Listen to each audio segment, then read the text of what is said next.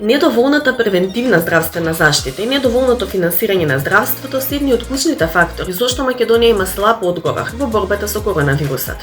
Оваа пандемија ги извади на површина сите дупки низ здравствениот систем. Оваа емисија на Агенда 35 зборуваме токму за битката со пандемијата. Имаме интересни гости и експерти. Останете со нас.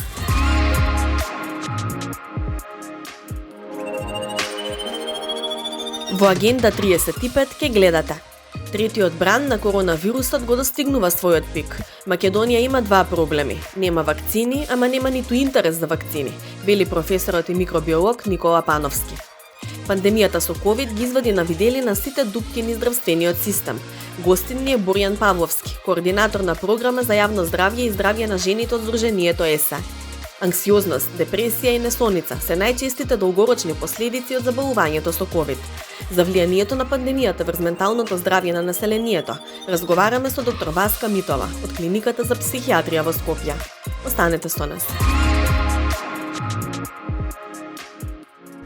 Земјава не постигнала напредок во областа на здравствената заштита. Медицинскиот кадар, особено специјалистите, ја напуштаат земјата. Современата медицинска опрема не е во целосна употреба, а граѓаните плаќаат за здравствени услуги, средства кои не ги добиваат назад. Ова се забелешките на Европската комисија, кои според доктор Боријан Павловски, координатор на програмата за јавно здравје и здравје на жените на Сдруженијето ЕСА, се должат на неколку фактори. Пред се тоа се должи на недоволно посветување на внимание на превентивната здравствена заштита со години назад кај нас и недоволното финансирање на здравството. Бидејќи ако се гледа буџетот за здравство, тој не расте пропорционално како што расте националниот буџет. Расте во апсолутни бројки, меѓутоа него следи процентуалниот раст на националниот буџет. Од друга страна пак буџетот за превентивна здравствена заштита е на многу ниско ниво. И токму она што е нотирано во извештајот на Европска унија, ние го нотираме секоја година преку работата на ЕСЕ, тоа е дека програмите за скрининг, за рано откривање на карциноми, например, се толку ниско финансирани, со ниски средства, што само опфаќаат, например, за рак на грла на матка околу 28% на жените, а за рак на дојка околу 1% од жените. Тоа се поради недостаток на финансија, недобра координираност и така натаму. Исто така сосема отсуствува делот на превентивна здравствена заштита, здравствена едукација, промоција на здравјето, здрава исхрана и сето она што подразбира промоција на напредување на здравјето. Земја во оваа година има предвидено да потроши околу 670 милиони евра народни пари за здравствена заштита на граѓаните, што е 6,6% од бруто домашниот производ. За споредба, овој удел е сличен како во Хрватска, Унгарија и Словачка, додека пак просекот во ЕУ е 9,9% од БДП. Државата мора да направи сериозен план за потребите од здравствен кадар во секоја област и врз основа на тоа да го гради здравствениот систем, додава Павловски. Во спротивно, без подобрување на условите за работа и на платите, македонските лекари ќе лекуваат по европските и светските болници. Ние немаме соодветна здравствена стратегија. Пред се тука не мислам дали постои или не постои пишан документ, бидејќи кај нас пишаните документи не се спроведуваат. Повеќе зборувам за она што е во реалност. Значи со години и ние и сите многу други организации зборуваат за недостиг од одредени специјалисти. Пред се тука се гинеколозите, кои што повеќе од 10 години има недостаток на гинеколози. Потоа следуваат уролозите и низа на специјалност. Меѓутоа државата не прави никакви напори да даде специјализации на државен трошок, на млади доктори, да специјализираат во овие специјалности, да се надополнат недостатоците. Туку тоа едноставно се остава да тече стихино и доколку докторите имаат желба пријатно да специјализираат, а не секој има можност пријатно да специјализира. Иако Европската комисија нотира дека земјава дала брз одговор во првите месеци од пандемијата, сепак состојбата е поинаква во веќе третиот ковид бран. За време на пандемијата со COVID-19 и пренасочување на сите здравствени капацитети во борба со коронавирусот, пациентите со други заболувања се соочија со отежнат пристап до здравствена заштита, вели Павловски. Со тоа граѓаните биле изложени на дополнителни плаќања во приватните здравствени установи за третирање на други болести, како и за тестирање за COVID-19 и за лекови. Истражувањето кој го спроведе Сдружение ЕСЕ покажа дека за време на пандемијата од март до август 30% од жените, беше изражување само помеѓу жени, 30% од жените не можеле да ги добијат здравствените услуги кои што биле потребни. Не зборуваме за COVID, за други здравствени проблеми. Како поради променетата работа на здравствените установи за време на пандемијата, така и поради стравот. на луѓето да одат во здравствена установа за време на пандемија. И токму и тука се гледа недостатокот, недоволен број на специјалисти кои однака беа оскудни предходно, сега со затварањето и реформирањето на начинот на работа на здравствените установи уште толку стана непристапни до граѓаните воопшто. За јакнување на капацитетите на примарното здравство и обезбедување на соодветни услови и ресурси за решавање на случаите на примарно ниво. Сколемена здравствена едукација за превенција се само дел од итните мерки кои мора системски да се решат во јавното здравство, вели Павловски. Со децени отсуствуваше онаа здравствена едукација и здравствена превенција. Луѓето не добива никакви информации по однос на нивното здравје и така да и сега сето тоа ни се рефлектира. Така да и повторно, освен пресконференции и слично, ние немаме една организирана и структурирана здравствена кампања за да се подигне свестоста на населението од потребата за превенција на време од COVID-19. Здравствената едукација во моментов треба да биде насочена кон запознавање на јавноста со податоците за карактеристиките на вакцините, што земјава се уште ги очекува, и за процесот на вакцинација против COVID-19.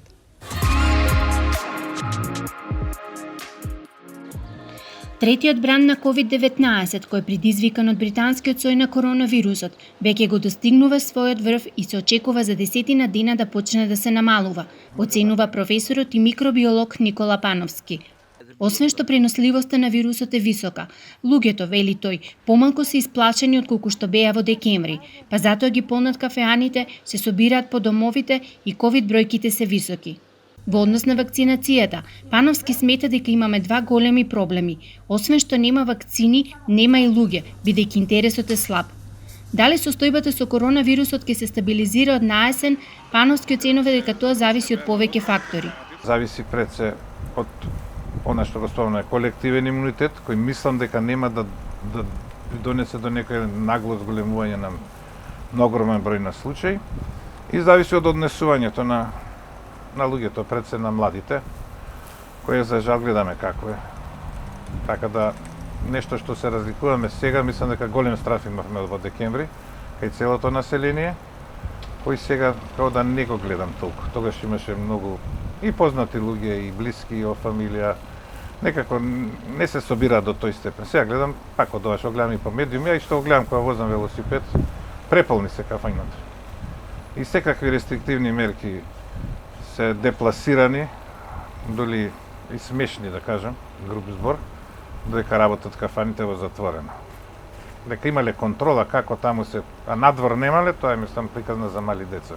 Дополнителните мерки би ги иритирале луѓето, смета Пановски, но потребна е контрола на јавниот превоз и колективите да делат бесплатни маски.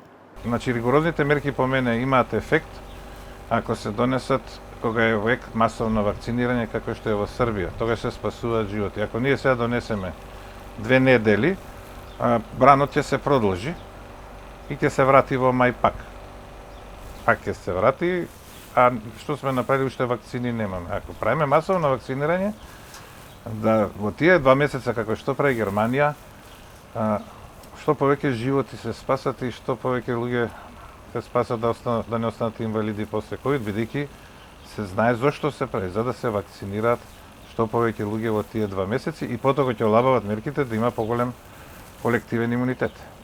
Секој трет граѓанин има антитела на COVID-19, покажа испитувањето на Институтот за имунобиологија врз 1000 случајни минувачи на 6 локации во Скопје.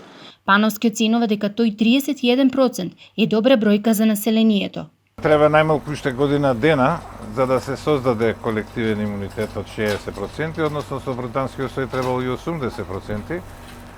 Меѓутоа тоа значи дека 100.000 докажани, 31 е веќе бројка. Кога би биле 2 милиона, за жал тоа е уште еден проблем со пописот, дека имаме најмалку 600.000. Тоа покажува дека не сме 100.000, туку сме 600.000. И ако сме 1.600.000, тоа е веќе таа бројка од 30 и нешто проценти, што до некаде го спречува ширењето на вирусот. Нема да има такви случаи како што има во октомври. Тоа укажува и дека со вакцината тоа побрзо ќе се создаде.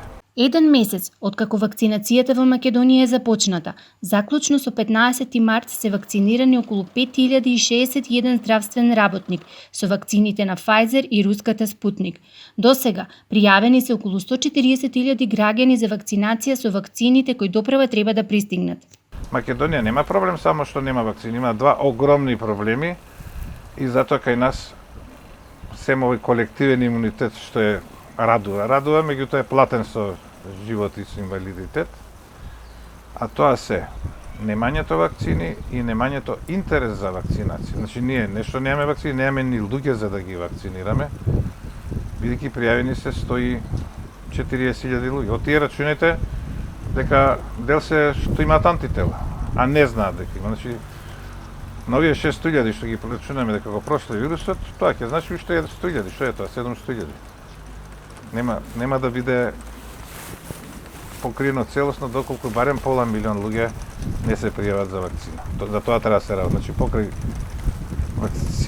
барање на вакцини да се бара и афирмација на вакцинацијата. Се надеваме дека ќе биде успешна во Србија како што е во Израел и дека народот ќе се свести и помасовно ќе се вакцинира летовска кои ќе дојдат.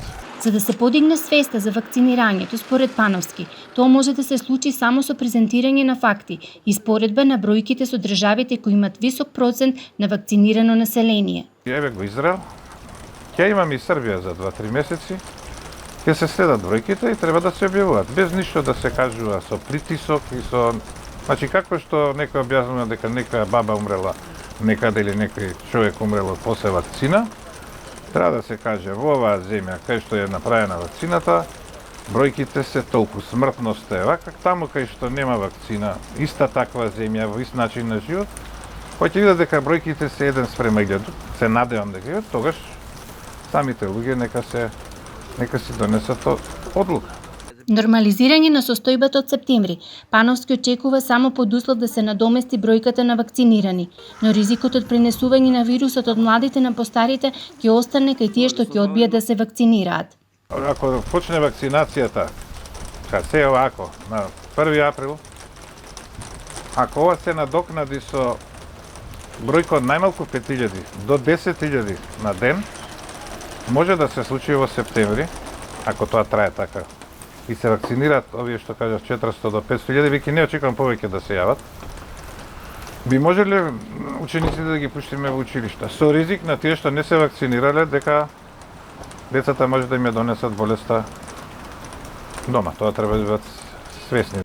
Тој лично се вакцинираше со вакцината на Pfizer и вели дека се чувствува посигурно. 8 дене, веќе од тоа што го правиме на Институтот за имунологија што го гледам дека некои по 8 дена имаат веќе многу антитела, немале воопшто, значи веќе имам колеги за жал што ми се јавуваат што болеа во 10-11 дена вакцина, меѓутоа од тоа што го читам во литературата лесно поминува, значи тоа breakthrough се вика на англиски, не знам како продор на вирусот во тие 14 дена кога се смета дека се уште немаме имунитет, дури по првата доза, меѓутоа се чувствуваат добро, иако се возрастни, немаат некои тешкоти и ќе поминат добро, нема да имаат додатна втора доза. Така да, едноставно посигурно, и знам дека веќе од, да речем, за 3-4 дена сум прилично безбеден, а многу побезбеден ќе видам негде на 14 април сопствено. И нема да се плашам, а тоа го пише во литература, да со внуци се видам, со нешто не се гледам по-блиску и така натаму. Особено со млади. За со постари треба да и тие добро било и тие да се постари од мене, мислам да бидат вакцинирани, веќе се уште не е исклучено дека може да пренесеме болест. Пановски додава дека треба да се размислува училиштата и факултетите да почнат да работат уште од август, за наставата да се држи на отворено, бидејќи во спротива, штетите од повторното затворање би биле огромни.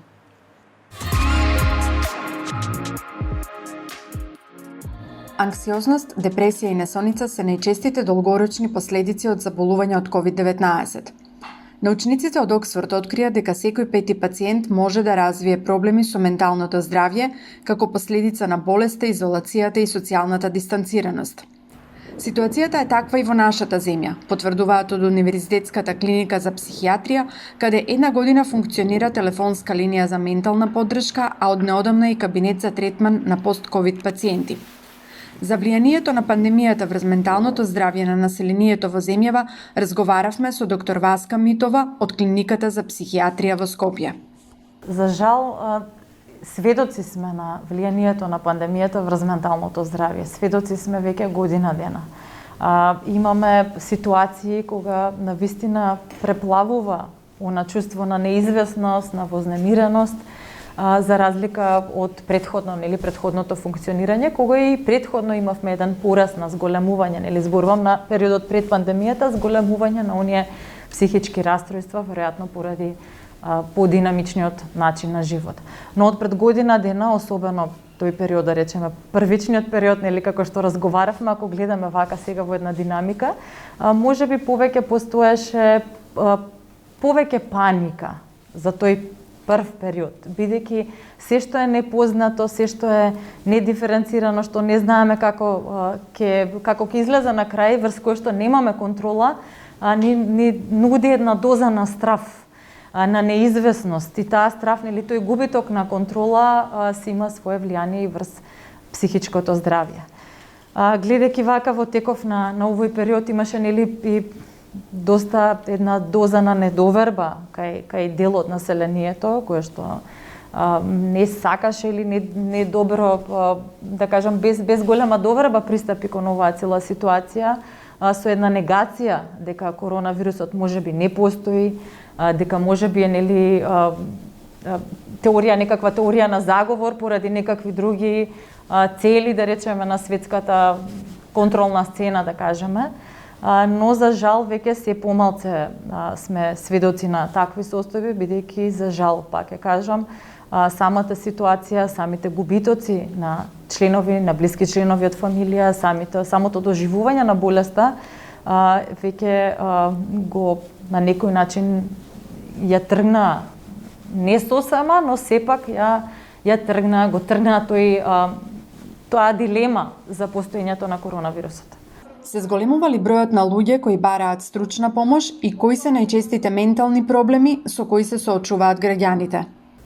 Во овој период, значи, имаме доста зголемена, да речеме, зголемена потреба од психолошка поддршка, помош или психијатриска. Едно е кај нашите веќе постоечки пациенти, каде што оваа криза, оваа пандемија ја влоши веќе постоечката ранливост. Односно самата социјална изолација на некој начин или социјална дистанца, која што би требало да биде повеќе физичка дистанца отколку социјална дистанца, односно да ги потребуваме оние услови што ги имаме сега за некаква виртуелна комуникација или пак прошетка надворна безбедно. Сето тоа има и тоа какво влијание врз веќе постоечките пациенти од Клиниката за психијатрија. Дополнително на овие пациенти имаме и нови пациенти кои што сега едноставно во текот на овој притисок на психички план во оваа пандемија имаат потреба од психолошка поддршка. И да сме свесни дека сето ова е нормално. Нормално е да реагираме на таков начин, нормално е ваква тешка ситуација, да кажеме, која што има еден голем притисок врз психичкото здравје, на некој начин да изреагираме со појава се појавува, тука има појава на стрес, на вознемиреност, на анксиозност, можеби повремено, доколку има одредени ситуации подлабоки, истата може симптоматологија да прогредира и во појава на депресивно расстройство. И имаме, како трета групација би ја нарекла, оние пациенти кои што поминале низ оваа болест, низ ковид, и каде што се јавува пост-ковид, каде што се јавуваат пост-ковид компликации и на психички план, за разлика на оние други манифестации на соматски план, односно на телесен план. Морам да напоменам дека уште од почетокот на оваа криза, значи веќе скоро година дена функционираат линии за психолошка поддршка на лица кои што се во изолација, кои што актуелно се борат со болеста, на лица со одредени ранливи категории, така да веќе година дена во соработка нашата клиника, во соработка со Министерството за здравство, ги води овие телефонски линии каде што пациентите можат да се јават и да добијат по принцип на телепсихијатрија, да добијат соодветна стручна помош. Новина сега е отварањето на кабинет за ментално здравје за пост-ковид состојби, кој што чие отварање произлезе од потребата, бидејќи доста пациенти се јавуваат кои што немале никогаш, пак ќе повторам, потреба од психолошка или од психијатриска помош, кои што се луѓе со едни добро изградени претходни механизми на справување со конкретни стресни ситуации, но кај кои што оваа болест, значи ковидот, оставил последици покренили на соматски, можеби и на психолошки план. Психијатрите заедно со останатите лекари се секојдневно во ковид центрите, каде покрај останатата здравствена помош пациентите добиваат и психолошка поддршка. Доктор Митова даде и неколку клучни препораки за ментално справување со стравот и неизвестноста кои владеат во овој период. Пред се да сме свесни дека можеби некои работи не се во наша контрола, не е во наша контрола колку ќе трае оваа пандемија или каков исход ќе има понекогаш развивањето на болеста, но во наша контрола се многу други останати фактори врз кои што имаме влијание. Мораме да сме, да речеме, да сватиме дека адаптацијата на некој начин е знак на интелигенција и добро да се адаптираме кон оваа новонастаната ситуација.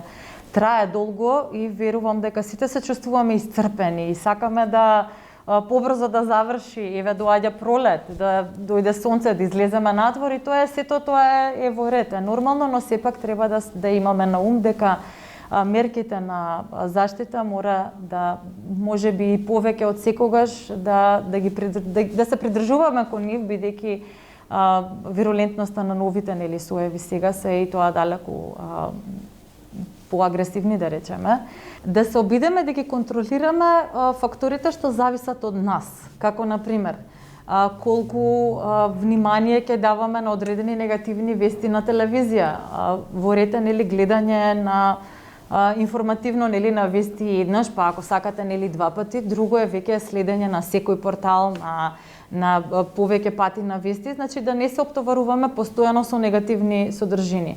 Од друга страна, факторот на разумот, да кажам, моќта на разумот во одредена стресна ситуација да се задржиме, кој што е доста добра алатка, сепак да ги имаме фактите пред нас. Точно е дека ова е доста тешка болест за одредени индивидуи, но многу лесно поминуваат други индивидуи. Сепак да бидеме на некој начин низ еден филтер на разумот да речеме просејуваме сите информации кои што ќе ни дојдат. Физичката активност ќе спомнам како еден од многу значајни фактори, иако сме во услови да имаме помалце контакти, можеби не во затворен простор надвор од дома, но има секакви онлайн курсеви, видеа на YouTube кои што може да се пуштат, да може да се направи некаква физичка активност структурирана во условите на нашиот дом. Особено е битно надвор, доколку дозволува времето, кога ќе има сонце, да се поминува време надвор, бидејќи и сонцето има позитивно влијание врз расположувањето, врз расположението, го подигнува нивото на серотонин, како и физичката активност, тоа се веќе делуваат на одреден невротрансмитерски баланс. Да внимаваме на својата телесна тежина преку јадење на здрава храна, да имаме социјални контакти, значи да не се оттуѓиме од блиските, бидејќи ние сме социјални суштества. Многу е битно да имаме контакти, доколку не можеме да седнеме надвор некаде, на безбедна дистанца, сепак на едно копче, ние веќе разговорот, на некоја социјална мрежа или на некоја мрежа за комуникација, едноставно да сме заедно тука кога си требаме.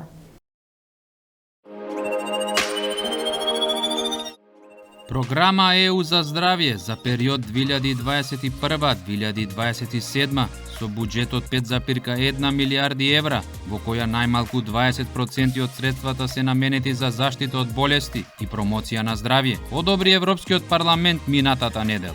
Главните цели на програмата вклучуваат зајакнување на здравствените системи преку поддршка на државите членки во меѓусебна координација и споделување на податоци, како и зголемување на достапноста на лекови и медицински производи по поволни цени. Европратениците за време на расправата го поздравија воспоставувањето на залихи на основни медицински производи и опрема на ниво на ЕУ, како и воспоставување резерва на медицински и друг персонал, кој ќе може да се мобилизира во случај на здравствена криза. Со програмата ќе се помогнат и активности поврзани со е-здравство и создавање на европски простор со податоци од здравството. Европскиот парламент ја истакна и клучната улога која ќе ја има новата програма во борбата против нееднаквоста во здравството помеѓу државите членки, како и помеѓу различните социјални групи.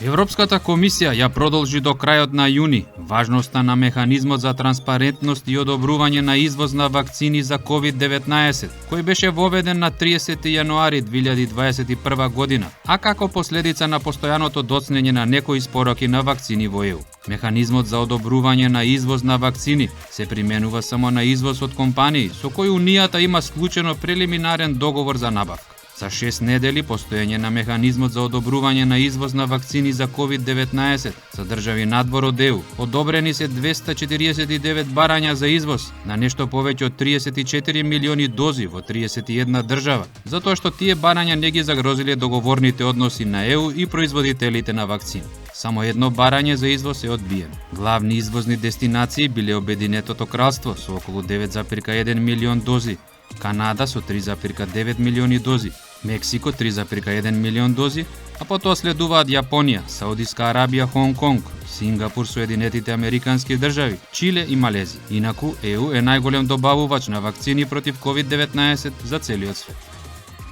14,3 милиони лица на возраст од 15 години и повеќе работеле здравствена професија во Европската Унија, што представува над 7% од вкупно вработените лица, покажуваат последните податоци на Евростат, а кои се однесуваат за третиот квартал на 2020 година.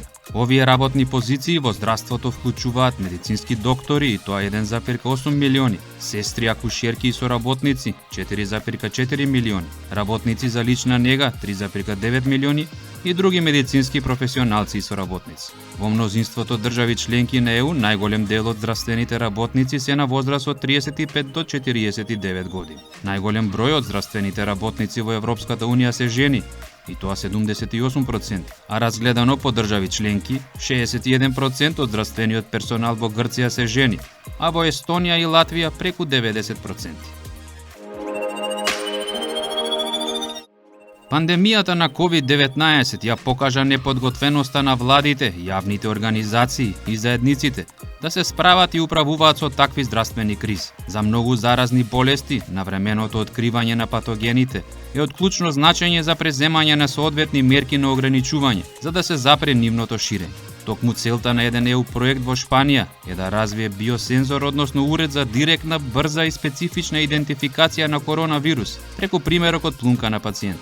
Иновативната технологија ќе овозможи за неколку минути да се знае дали пациентот е заразен или не, која е вредноста на вирусното оптоварување, односно количината на вирусот и за кој вирусен сој се работи. За користење на биосензорот не е потребен специјализиран кадар и ќе биде од големо значење за раната дијагностика, надзор и клиничко управување на пациент.